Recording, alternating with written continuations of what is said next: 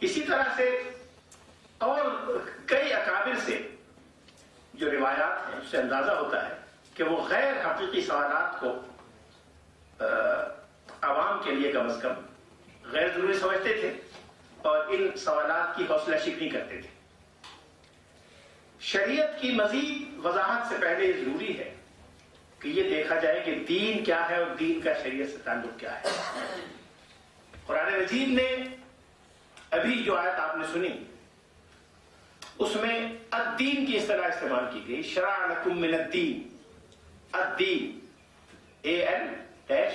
دین، الف لام کے ڈیفینٹ آرٹیکل کے ساتھ الدین سے پتہ چلا کہ قرآن مجید الدین کو ایک ہی سمجھتا ہے، جو حضرت نوح علیہ السلام کے زمانے سے لے کر اور رسول اللہ صلی اللہ علیہ وسلم کے زمانے تک ایک ہی چلا آ رہا ہے۔ شاہ ولی اللہ محدث دہلوی نے اس پر بڑی تفصیل سے بحث کی ہے، اور جد اللہ بالغہ میں ان سے پہلے اور بہت سے حضرات نے اس بات کی وضاحت کی ہے کہ دین سے مراد وہ بنیادی حقائق اور تصورات ہیں، وہ بنیادی تعلیمات ہیں جن پر انبیاء علیہ السلام کی ساری نبوتوں کا، رسالتوں کا اور آسمانی شریعتوں کا دار و مدار رہا ہے۔ اگر شریعت اللہ کی طرف سے ہے تو اس میں تعارض نہیں ہو سکتا۔ اگر حضرت موسیٰ علیہ السلام اور حضرت ابراہیم کی شریعت دونوں اللہ کی طرف سے ہیں تو ان دونوں میں کوئی ایسا تعارض نہیں ہو سکتا جو ناقابل حل ہو۔ اختلاف تو ہو سکتا ہے حالات اور زمانے کی رعایت سے، انسان کے مزاج اور ذہن میں ارتقاء کے لحاظ سے فرق تو ہو سکتا ہے کہ ایک زمانے کا تقاضا اور ہو، دوسرے زمانے کا تقاضا اور ہو، لیکن جو بنیادیں اور اساسات ہیں وہ ایک ہی ہیں اور ایک ہی رہی ہیں۔ وہ اساسات کیا ہیں؟ قرآن پاک کا ایک سلسلہ مطالعہ اس بات کا اندازہ کرنے کے لیے کافی ہے، جن میں سے کچھ چیزوں پر گفتگو ہوگی آگے، عقائد اور کلام پر جب گفتگو آئے گی، ان میں توحید، شاعر اللہ کا احترام، ایمان جو ملائکہ اور روز قیامت پر، بر یعنی نیکی اور عمل صالح کیا ہے، گناہ اور نافرمانی کیا ہے، عدل و انصاف کا تصور کیا ہے، کن چیزوں کو شریعت نے حرام قرار دیا ہے، جو محرمات ہیں اساسی وہ کیا ہے، مکارم اخلاق کیا ہے، یہ سب چیزیں وہ ہیں جو دین کی کلیات اور اساسات ہیں۔ ان کلیات اور اساسات کے بارے میں ایک بڑا سوال یہ پیدا ہوا جو متکلمین کے یہاں بھی ہوا ہے اور علماء اصول نے بھی یہ سوال اٹھایا ہے، مسلم فلاسفہ نے بھی اٹھایا ہے، وہ یہ ہے کہ اللہ کی شریعتوں نے ان مکارم اخلاق کو انسانوں کو بتانے کی ضرورت کیوں سمجھی؟ کیا انسان اپنی عقل سے اور اپنے احساس سے مکارم اخلاق کا اندازہ نہیں کر سکتا؟ کیا انسان یہ پتہ نہیں چلا سکتا کہ بے گناہ کا قتل کرنا بری بات ہے اور مظلوم کی مدد کرنا اچھی بات ہے؟ یہ تو ہر انسان کی عقل میں آتا ہے کہ عدل اچھی چیز ہے، ظلم بری چیز ہے۔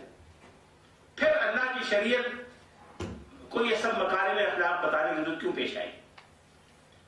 یہ ایک بڑا اہم سوال ہے، لیکن اس سوال کا جواب فقہاء اسلام اور علماء اصول نے بہت مختصر دیا ہے۔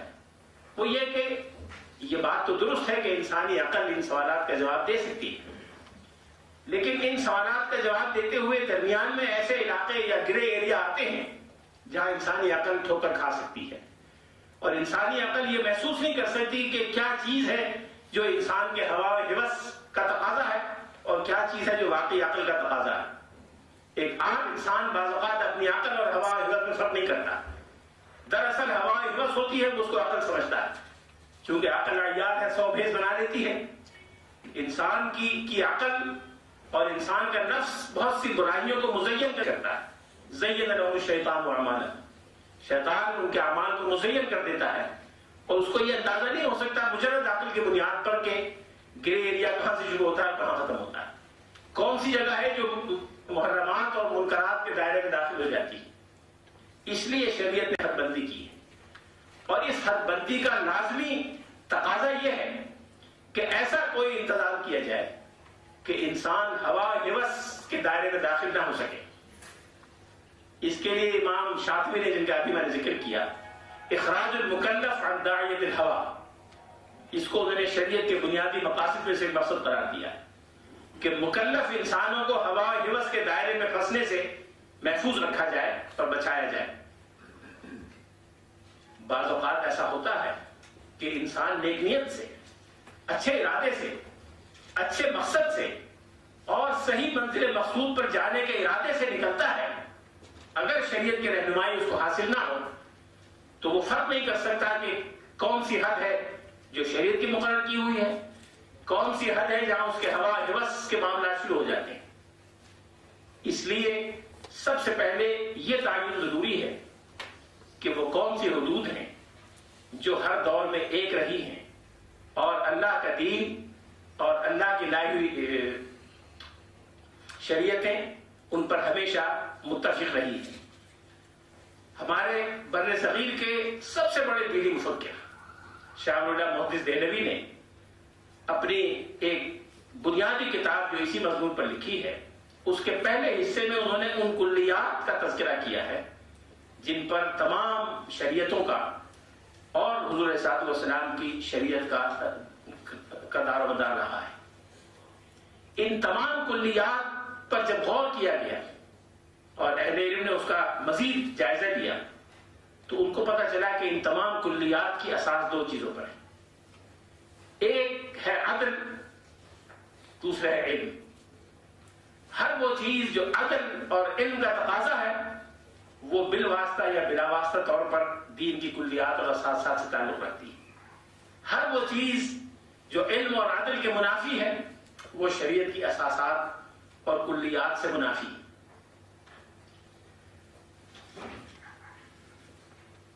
یہی وجہ ہے کہ شریعت کی حیثیت انسان کے وجود کے لیے غذا کی ہے اور دوا کی ہے۔ انسان کو غذا کی ضرورت پڑتی ہے، دوا کی ضرورت پڑتی ہے۔ عام حالات میں اگر انسان صحت مند ہو تو غذا کی بنیاد پر اس کی صحت و زندگی قائم رہتی ہے۔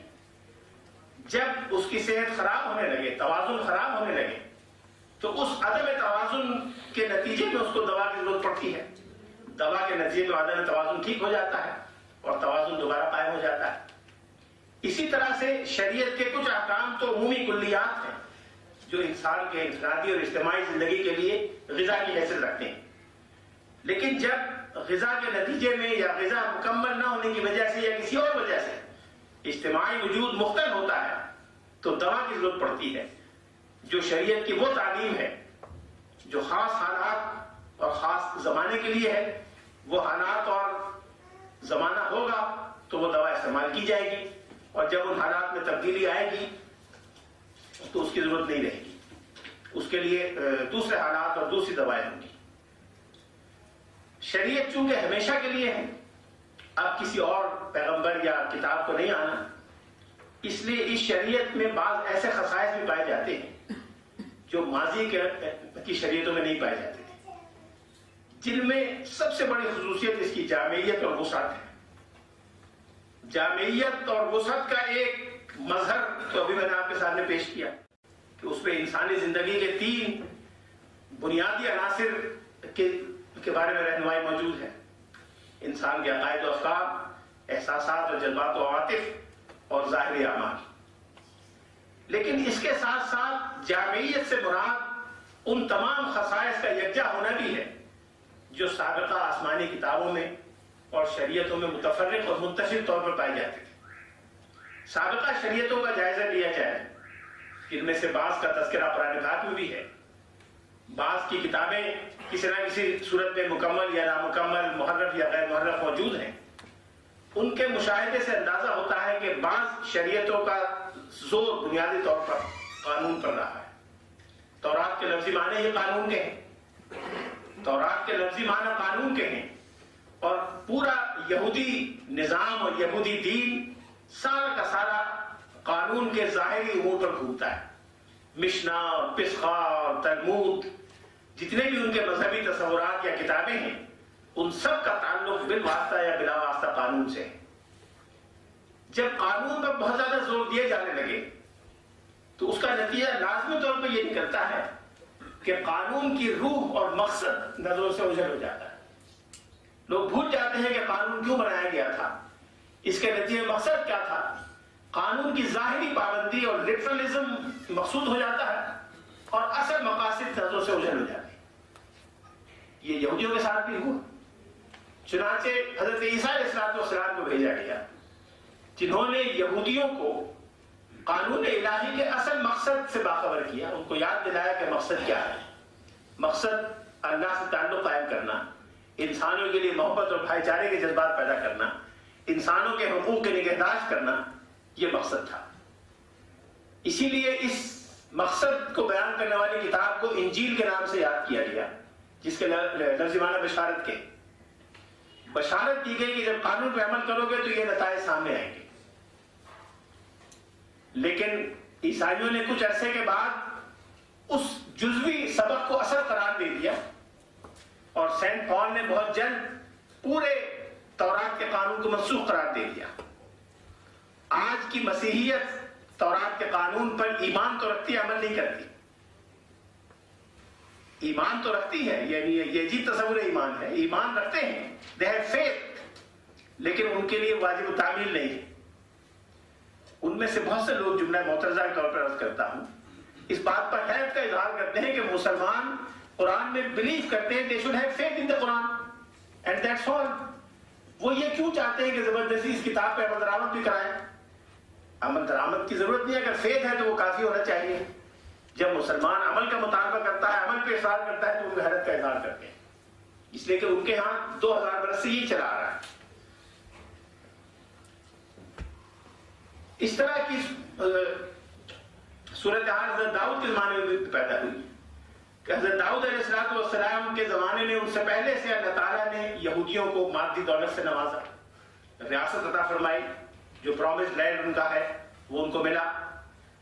اس کے نتیجے میں ان میں ایک مادہ پرستانہ سوچ پیدا ہوئی. اس مادہ پرستانہ سوچ کی وجہ سے اللہ کے حضور دوری کا احساس پیدا ہوا. لہذا اس بات کی ضرورت تھی کہ مادی نعمتوں کے ساتھ ساتھ ان کو اللہ کے حضور جواب دہی کا احساس دلایا جائے، اللہ سے تعلق مضبوط بنایا جائے، جس کے لیے مناجاتیں اور دعائیں بڑی مؤثر ہوتی ہیں. چنانچہ پوری کتاب زبور مناجاتوں اور دعاؤں سے عبارت ہے. یہ 3 مثالیں قرآن پاک میں مختلف مقامات پر تینوں کتابوں کی دی گئی. قرآن مجید ان تینوں چیزوں سے عبارت ہے. قرآن مجید میں احکام بھی ہیں اور بعض جگہ سخت احکام ہیں. قرآن مجید میں نرم احکام بھی ہیں، لیکن ہر حکم کے ساتھ قرآن مجید نے اس کی حکمت بھی بیان کی ہے. آپ قرآن مجید کی کوئی ایسی آیت اٹھا کے دیکھیں جس میں کوئی حکم دیا گیا ہو، وضو کا، نماز کا، روزے کا، نکاح کا، طلاق کا، دستاویز کو لکھنے کا، تجارت کا، بین الاقوامی معاہدے کرنے کا، میدان جنگ میں ہتھیار استعمال کرنے کا، کوئی بھی حکم ہو، چاہے اس کا تعلق خالی ذاتی معاملات سے ہو یا بین الاقوامی معاملات سے ہو، ہر حکم کے ساتھ بلا استثناء اس کی حکمت اور اس کی مصلحت بیان کی گئی. روزے فرض کیے گئے لعلکم تتقون، تمہیں تقوی پیدا ہو. قصاص کا حکم دیا گیا کہ تمہاری زندگی کو یقینی بنایا جائے، زندگیوں کی حفاظت کی جائے. تمہیں لکھنے کا حکم دیا گیا کہ دستاویز اور لین دین کو، تاکہ تمہارے مال دولت محفوظ رہے اور ایک دوسرے پر شک نہ کرو، ادنا اللہ ترتابوا. اس طرح قرآن مجید نے تورات اور انجیل کو ایک ساتھ کر دیا. جو مقصد تورات اور انجیل کا تھا وہ ایک جگہ ہو گیا. قرآن مجید نے دعائیں سکھائیں، مناجاتیں بتائیں، اللہ تعالیٰ کی تسبیح و تحمید کی عبارتیں قرآن پاک میں موجود ہیں. اس سے زبور کا مقصد پورا ہو گیا. گویا قرآن مجید کی وسعت اور جامعیت کا ایک پہلو یہ بھی ہے کہ وہ مقاصد جو آسمانی کتابوں میں انفرادی طور پر پورے کیے گئے تھے، وہ اس کتاب نے ایک جگہ پورے کیے. وہ سب کتابیں محدود دور کے لیے تھی، محدود علاقے کے لیے تھی.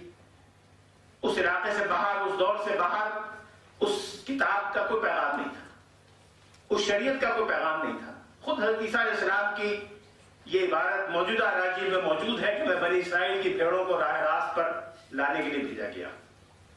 حضرت موسیٰ علیہ السلام کی زبان سے موجودہ تورات میں جملے موجود ہیں کہ میں اسرائیل کی اولاد کو، اسرائیل حضرت یعقوب علیہ السلام کا لقب تھا، اسرائیل کی اولاد کو فرعون کے ظلم سے نجات دلانے کے لیے آیا.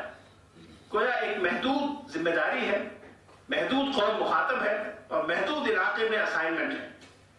جو ذمہ داری ہے اس کا علاقہ بھی محدود ہے، زمانہ بھی محدود ہے، اور جو فرض ہے، جو فریضہ سونپا گیا وہ بھی محدود ہے.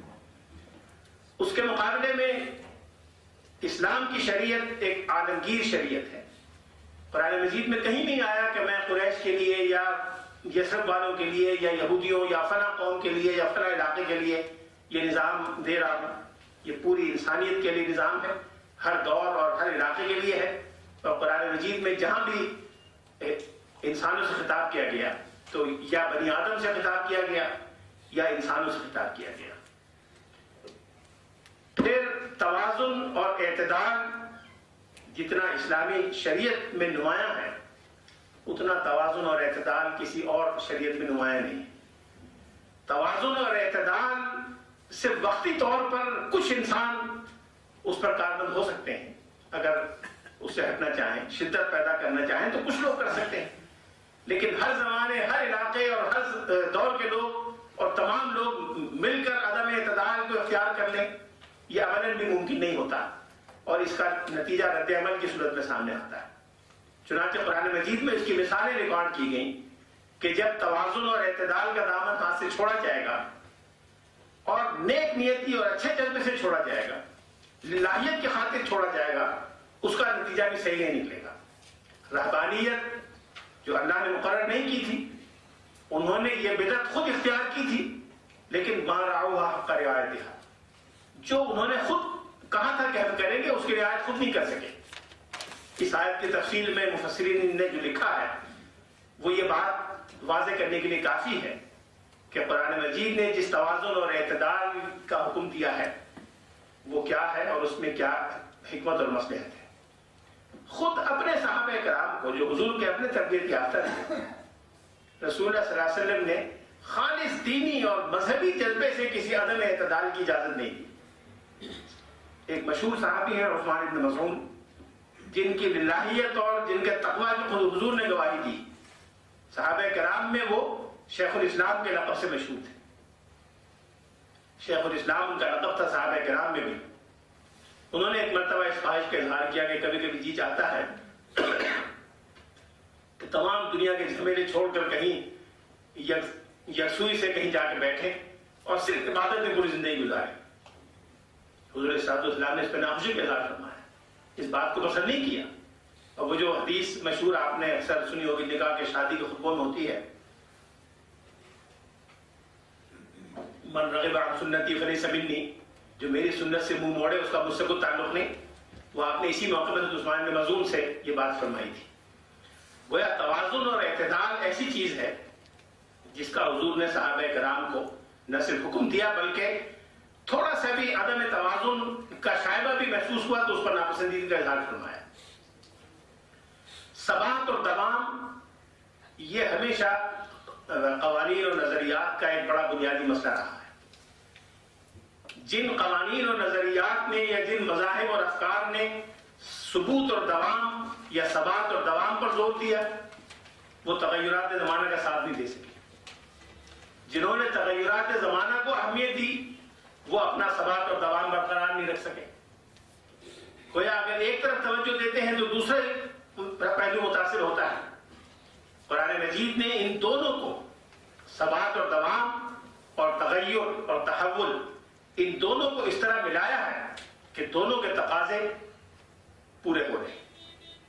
جو کلیات اور اساسات ہیں جو قرآن پاک میں آئے ہیں، جو احادیث متواترہ میں ہیں، سنت عملی سے ثابت ہے، ان کو ثبات اور دوام حاصل ہے. وہ امت مسلمہ کی شخصیت اور تشخص کے ضامن ہیں. اس سے مسلمانوں کی اور قرآن مجید اور شریعت کی آئیڈینٹی برقرار رہتی ہے. اس میں کوئی رد و بدل زمانے اور حالات کی تبدیلی سے نہیں ہو سکتا. لیکن ان میں سے ایسے بہت سے احکام جو حالات اور زمانے کے لحاظ سے بدلے جانے چاہیے، ان کی تبدیلی کا نظام خود قرآن پاک میں اور سنت میں موجود ہے. رسول اللہ صلی اللہ علیہ وسلم نے صحابہ کرام کی یہ تربیت فرمائی کہ قرآن مجید اور سنت کے کسی حکم کو دیکھ کر وہ یہ محسوس کرے کہ اس کا مقصد اور آبجیکٹو کیا ہے. جو مقصد ہے وہ کیسے پورا ہوتا ہے. اگر مقصد پورا ہو رہا ہو، کتاب اللہ کے الفاظ کی اور حضور صلی اللہ علیہ وسلم کی تعلیم کی خلاف ورزی نہ ہو رہی ہو، تو اس کے لیے جتنے راستے انسان اختیار کرنا چاہے وہ کر سکتا ہے. فقہاء اسلام نے مقاصد اور وسائل دو بنیادیں الگ الگ واضح کی ہیں. کچھ تو وہ چیزیں ہیں جو شریعت میں مقاصد کی حیثیت رکھتی ہیں. عدل شریعت کا ایک مقصد ہے, انسانی مساوات شریعت کا ایک مقصد ہے, اللہ کے حضور انسان کا تذلل اور عبادت شریعت کا ایک مقصد ہے, انسان کو خواہشات اور ہوائے نفس کے پھندے سے محفوظ رکھنا یہ شریعت کا ایک مقصد ہے. لیکن کچھ وہ چیزیں ہیں جو ان مقاصد کو حاصل کرنے کے وسائل ہیں. وسائل زمانے کے لحاظ سے بدلتے رہتے ہیں, ان میں تبدیلی آتی رہتی ہے. جہاد ایک مقصد ہے, جہاد کے وسائل ہر زمانے کے لحاظ سے بدلتے رہیں. ایک زمانے میں شعر و شاعری بھی جہاد کے وسائل میں سے ایک وسیلہ تھی, آج اس کی وہ اہمیت نہیں رہی, آج دوسرے وسائل پیدا ہو گئے.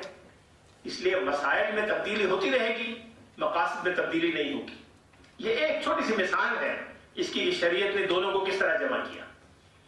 کچھ معاملات ایسے ہیں کہ جس میں کلیہ یا اصول تو ایک ہی رہتا ہے, لیکن اس کلیہ یا اصول کی تعبیر اور تشریح زمانے کے لحاظ سے بدلتی رہتی ہے. مثال کے طور پر قرآن مجید میں حکم دیا گیا کہ علی الموسر قدر ہو علی المقتر قدر ہو, کہ شوہر بیوی کے اخراجات ادا کرے گا. علی الموسر قدر ہو, جس کو وسعت حاصل ہے وہ اپنی استطاعت کے مطابق دے گا. وعلی المقتر قدر ہو, جو تنگ دست ہے وہ اپنی استطاعت کے مطابق دے گا. اب آپ اس کی تعبیر کریں پیرس میں تو اس کی اور تعبیر ہوگی, اس کی تعبیر کریں تو دامن خان کے قریب کسی گاؤں میں تو اس کی تعبیر اور ہوگی, بنگلہ دیش کے دیہات میں کریں گے تو تعبیر اور ہوگی, ماسکو میں کریں گے تو تعبیر اور ہوگی. 6 صدی میں اور تھی, 21ویں صدی میں اور ہے, اور 25ویں صدی میں شاید اور ہو, لیکن یہ حکم اپنی جگہ رہے گا کہ علی الموسر قدر ہو وعلی المقتر قدر ہو. شریعت کی ایک اور خصوصیت یہ ہے کہ اس میں سمو لینے کی صلاحیت پائی جاتی ہے. ایسے ایسے عناصر کو اپنے نظام میں سمو لینے کا انداز شریعت میں پہلے دن سے موجود ہے, جو دوسرے نظاموں میں جاتے ہیں تو اپنے تعارض اور تناقض کی وجہ سے یکجہتی پیدا نہیں ہونے دیتے. شریعت کے نظام میں ایسا خودکار نظام موجود ہے جس میں متضاد عناصر ایک جگہ جمع ہو جائیں تو ایک تنوع کی مثال بنتے ہیں. ایک ایسا گلدستہ پیش کرتے ہیں جس میں مختلف گلستانوں کے پھول, مختلف رنگوں اور خوشبوؤں کے پھول یکجا ہو کر ایک نیا منظر پیش کرتے ہیں.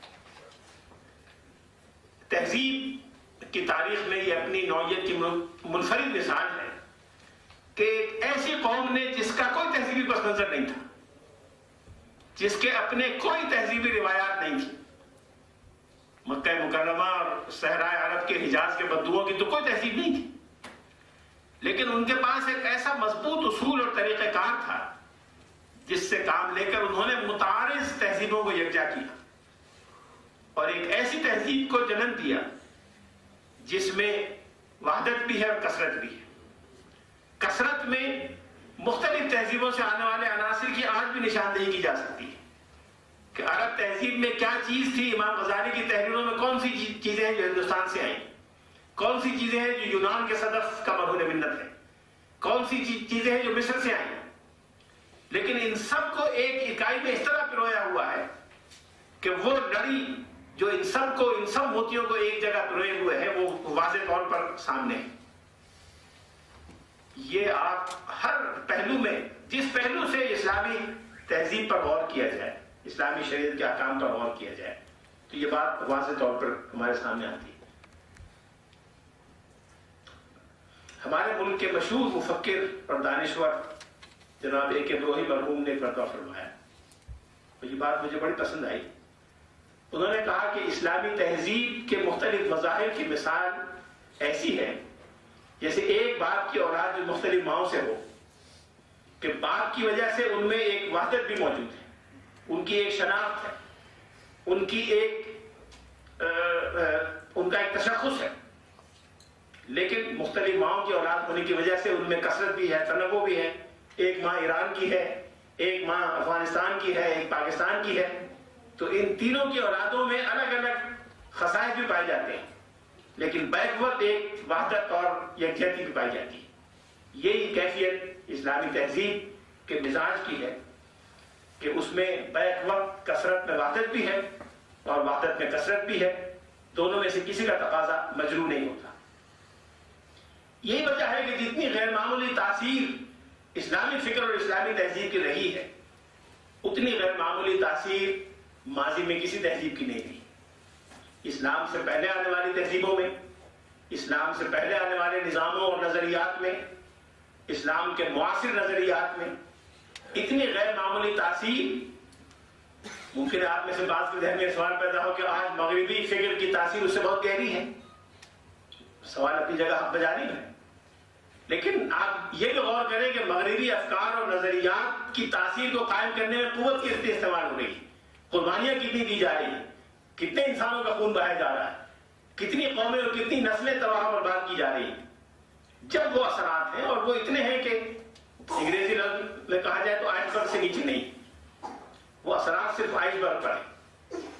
اس کے مقابلے میں اسلام کے اثرات ہر دور میں یکساں رہے ہیں، یہاں تک کہ جن ادوار میں مسلمانوں کو سیاسی اثر اور اقتدار حاصل نہیں رہا، جن ادوار میں مسلمانوں کی عسکری قوت کمزور رہی یا نہ ہونے کے برابر رہی، اس دور میں بھی اسلام کی تاثیری اور اثر اندازی میں کمی نہیں آئی۔ آج بھی مغرب میں، یورپ میں، امریکہ میں، مشرق و مغرب میں اسلام کی تاثیر اسی طرح پھیل رہی ہے جس طرح ماضی کے مختلف ادوار میں پھیلتی رہی۔ خود اہل مغرب یہ تسلیم کرتے ہیں کہ سب سے تیزی سے پھیلنے والا مذہب دنیا میں بالعموم اور مغرب میں بالخصوص اسلام ہے۔ یہ اسلام کی غیر معمولی تاثیر کی ایک دلیل ہے۔ یہ چند وہ خصائص ہیں جو اسلامی شریعت کے نظام میں پائے جاتے ہیں۔ ان خصائص کی روشنی میں جو شریعت ہمارے سامنے آتی ہے وہ انسانی زندگی کے تمام پہلوؤں کے بارے میں ہدایات اور رہنمائی دیتی ہے۔ انسان کی ذاتی اور انفرادی زندگی میں پاکیزگی اور طہارت سے لے کر جسم اور لباس اور نیت اور ارادہ اور عزم کی پاکیزگی سے لے کر ظاہری پاکیزگی تک، پھر شخصی اور خاندانی اور عائلی معاملات سے لے کر ملی اور ملکی اور بین الاقوامی معاملات تک، ان میں سے کوئی پہلو ایسا نہیں ہے جس کے بارے میں اسلامی شریعت نے رہنمائی نہ دی ہو اور مسلمانوں کو ایک ایسی شاہراہ نہ عطا کی ہو جس کے بارے میں حضور نے فرمایا کہ بعثت بالحنیفیۃ السمحہ السہلۃ البیضاء التی لیلھا کنہارھا، کہ میں ایک ایسا آسان، کھلا، روشن اور واضح راستہ لے کر آیا ہوں جو اتنا روشن ہے کہ جس کی رات بھی اسی طرح روشن ہے جیسا کہ دن روشن ہے۔ لیلھا کنہارھا، اس کی رات بھی اس کے دن کی طرح ہے۔ وآخر دعوانا